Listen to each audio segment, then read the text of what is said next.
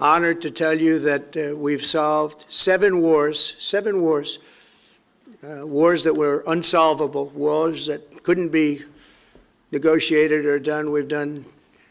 The U.S. has done 7 of them. The one that I thought would be easiest would be because of my relationship with President Putin, but he's let me down. He's really let me down. It was going to be Russia and Ukraine, but we'll see how that turns out. But that turned out to be, I thought it might be among the easiest of the group, but we had settled just about every conflict, and as you know, we're working very hard on Israel and Gaza. All that's happening over there. Complex, but it's going to get done. It'll all get done right. And likewise, Russia and Ukraine will get done. But you never know in war. You know, war is a different thing. Things happen that are very opposite of what you thought. You say that President Putin has let you down. Have negotiations run out of road? And what are your next steps to compel an end to this war? Well, he has let me down. I mean, he's killing many people, and he's losing more people than he's killing. Yeah. I mean, frankly, the Russian soldiers are being killed at a higher rate than the Ukrainian soldiers.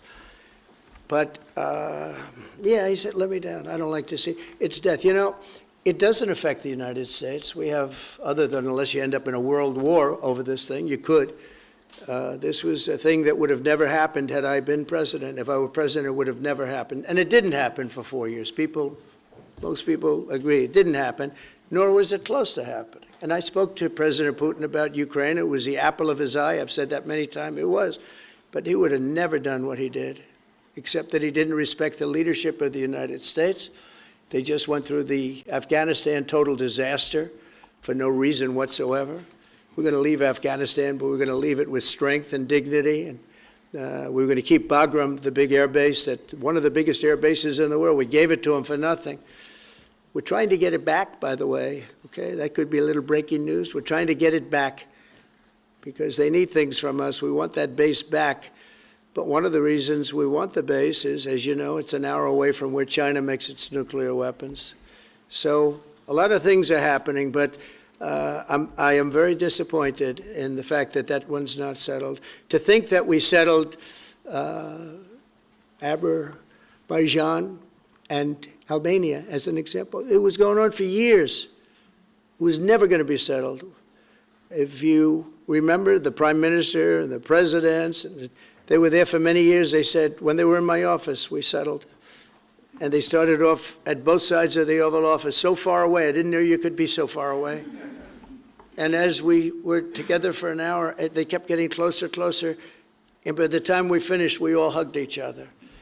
And one said, I've been in this position for 22 years, and all I've done is kill their people.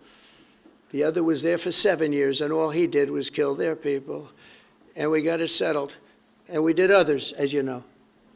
The Congo, we settled the Congo with Rwanda. That was going on, and that was a machete war. That was a gruesome war. Many people, close to 10 million people killed. We got that settled. My biggest disappointment, but it's, you know, look, we did 7, and most of them were not thought to be settleable. We did India and we did Pakistan. That's 2 nuclear. That was purely for trade. You want to trade with us, you're going to have to get along. And they were going at it hot and heavy. But the Russia situation, I hope we're going to have some good news for you coming up. But again, it doesn't affect the United States. And look, it doesn't so much affect you. Of course, you are a lot closer to the scene than we are. We have a whole ocean separating us. But I will say this, it's millions of people have died in that war, millions of souls. And they're not American. They're soldiers, mostly soldiers, as you know. The soldiers are being killed at levels that nobody's seen since the Second World War.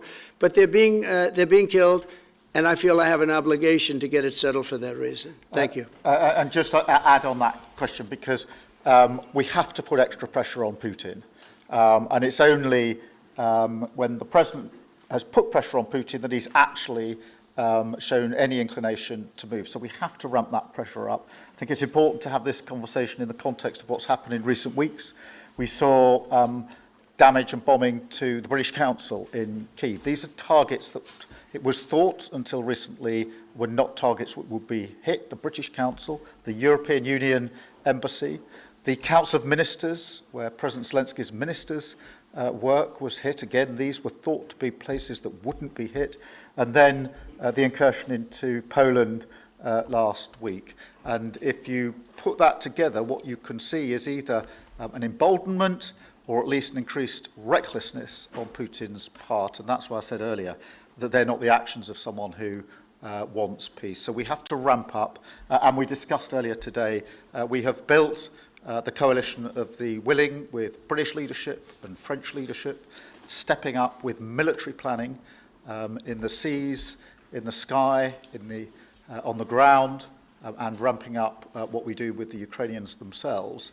And of course, that taken with an American guarantee is now an example, I think, of the challenge of Europe stepping up to the plate, which it has done in the last few months, to show through what we and the French have done that we're prepared to take the lead in this and take the necessary measures. But that's a war that could have been a third world war, and I don't think we're going to be there now.